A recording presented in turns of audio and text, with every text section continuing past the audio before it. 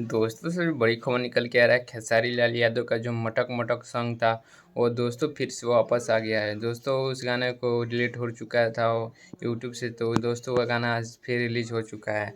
दोस्तों एक और गाना है खेसारी लाल यादव का जो डिलीट हुआ था, कमरिया पे भाला चली। दोस्तों वो गाना भी यूट्यूब के तरफ से फिर वापस आ गया है। दोस्तों खेसारी लाल यादव लाइव में आकर बोल रहे थे कि यह कुछ पर्सनल मैटर है जिसकी वजह से गाना डिलीट हो रहा है। तो दोस्तों खेसारी लाल यादव बोल रहे थे कि यह गाना कोई स्ट्राइक से डिलीट नहीं हो रहा है, लेकिन ये हमारे कुछ कंपनी के प्रॉब्लम चल रहा है, इसीलिए वो गाना डिलीट हो रहा है। हालांकि दोस्तों खेसारी लाल यादव की एक और गाना रिलीज हुआ है, एक खुदा, कल रिलीज हुआ था 11 बजे। वो उस गाने को भी लोग काफ़ी प्यार दिखा रहे हैं।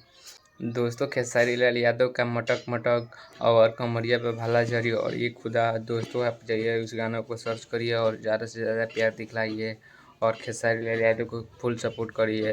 तो दोस्त खेसारी लाल यादव का गाना आपको कैसा लगता है कमेंट में ज़रूर बताइए। दोस्त मिलते हैं किसी और वीडियो के साथ, तब तक के लिए इतना ही।